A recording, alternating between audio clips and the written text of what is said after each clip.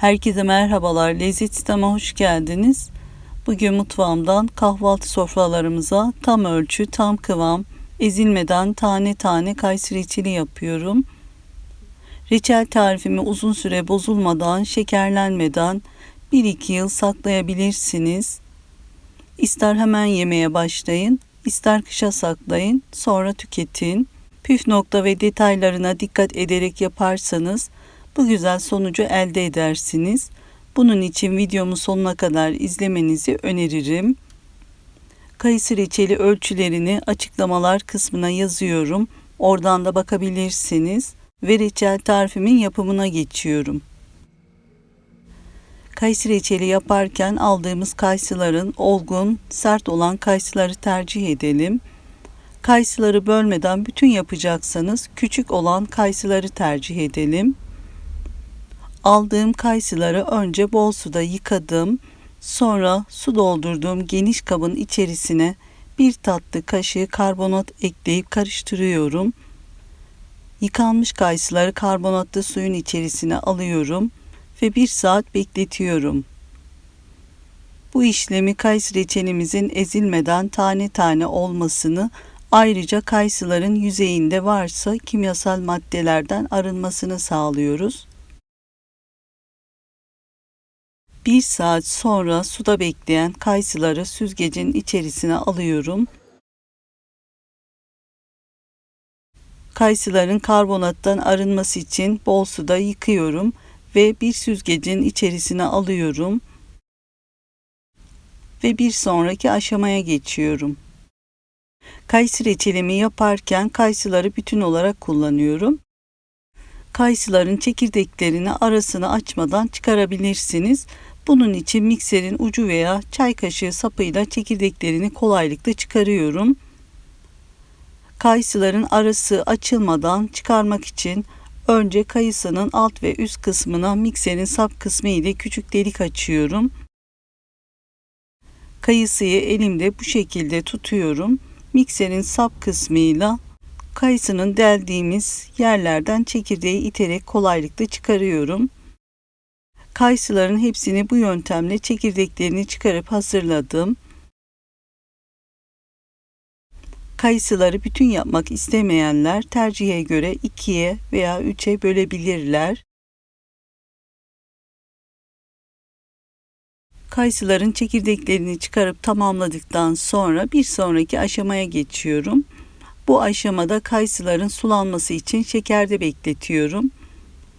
1 kilo çekirdeği çıkarılmış kayısı için 4 su bardağı toz şeker kullanıyorum. Kullandığım bardak ölçüm 200 mililitrelik klasik su bardağı ölçüsüdür. Önce geniş bir tencerenin içerisine biraz kayısı alıyorum. Sonra üzerine biraz şekerden gezdiriyorum. Tekrar aynı işlemi yaparak kayısı ve toz şeker bitene kadar bu işlemi yapıyorum.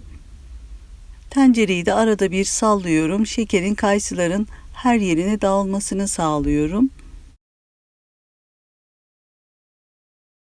Şekerin daha hızlı erimesi için yarım çay bardağı su gezdiriyorum. Sonra tencerenin kapağını kapatıyorum.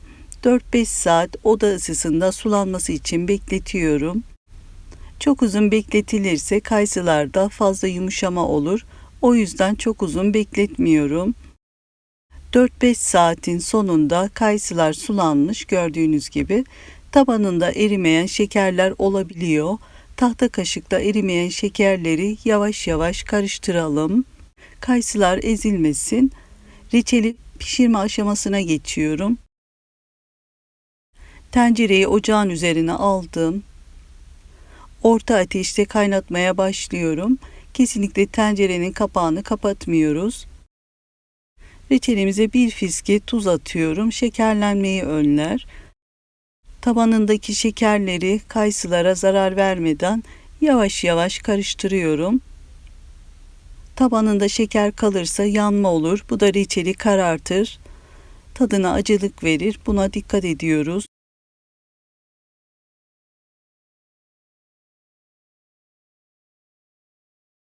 Kaynarken ara ara tencereyi sallıyorum.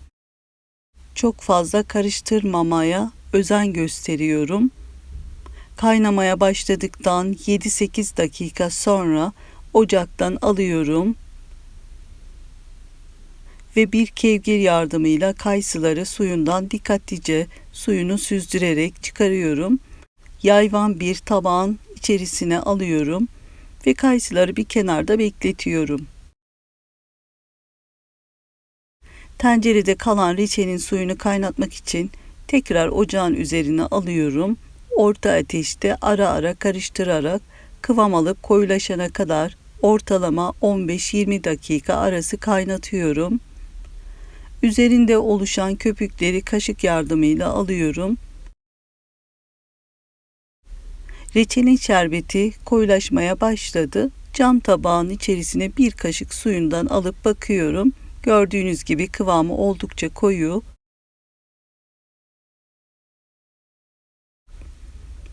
Reçelin parlak olması için bir çay kaşığı tereyağı ekliyorum.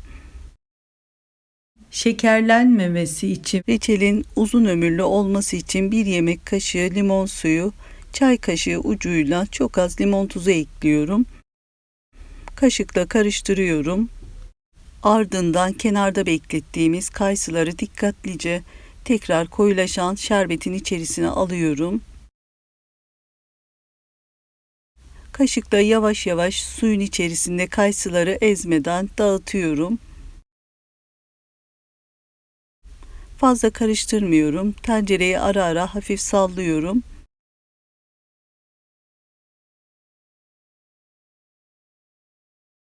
Orta ateşte kaynayan reçelin üzerinde oluşan beyaz köpükleri mutlaka kaşık yardımıyla alıyoruz. Alınmazsa reçelde şekerlenme olur.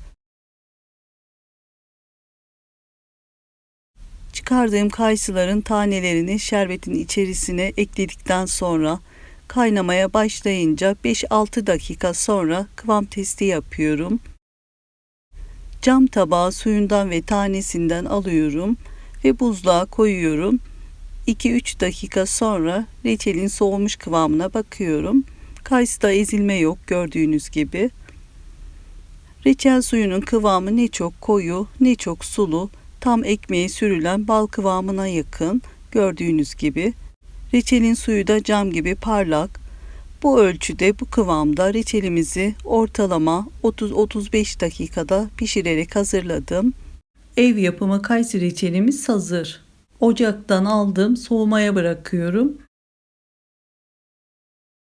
Süreye takılmayın. Bu süre reçelin azlığına, çokluğuna göre değişebilir. Kayısı reçelimiz oldu. Gönül rahatlığı ile bir yıl bozulmadan tüketebiliriz. Reçelimizi ister kavanozlara sıcak doldurup vakumlayın. 1-2 yıl bozulmadan serin karanlık bir yerde saklayabilirsiniz. İster soğuk doldurun, kapaklarını sıkıca kapatın. 1 yıl bozulmadan serin karanlık bir yerde saklayıp tüketebilirsiniz. Ben reçeli tamamen soğuduktan sonra küçük bir tabağa kayısı reçelimizden kaşıkla tane tane alıyorum. Üzerine biraz suyundan ekliyorum. Kayısılar ezilmeden mis gibi kokusuyla rengi ve kıvamı tam istediğimiz gibi oldu. Kalan soğumuş reçelleri temiz kavanozlara kaşıkla yavaş yavaş dolduruyorum. Çekirdeğini çıkardıktan sonra 1 kilo kayısı için 800 gram toz şekerle hazırladım. Kavanozun ağız kenarlarını nemli bezle siliyorum ve temiz kapakla sıkıca kapatıyorum. İster buzdolabında ister serin karanlık bir yerde saklayın. Bu reçelleri şekerlenmeden 1 yıl bozulmadan tüketebilirsiniz. Cam gibi parlak kayısı reçelimizi kendi suyunda kaynattım. Tane tane ezilmeden tam ölçü tam kıvamında çok lezzetli bir kayısı reçeli tarifi hazırladım. Kesinlikle denemenizi tavsiye ediyorum. Kayısı reçeli sevenler için ev yapımı en doğalından bol taneli misler gibi reçel oldu. Renginin güzelliğini de görüyorsunuz. Kayısı reçelini yazın mevsiminde bolca yapın. Yazın ve kışın afiyetle tüketin. Kayısı reçelini sadece kahvaltılarda değil, Birçok tatlılarda, pastalarda, kurabiyelerde üzerinde ya da içinde kullanabilirsiniz. Videomu buraya kadar izlediyseniz, beğendiyseniz beğeni ve yorumlarınızı bekliyorum. Henüz kanalıma abone değilseniz abone olarak bana destek verebilirsiniz. Videomu izleyen herkese çok teşekkür ediyorum. Başka tariflerde görüşmek üzere. Hoşça kalın, sevgiyle kalın. Allah'a emanet olun.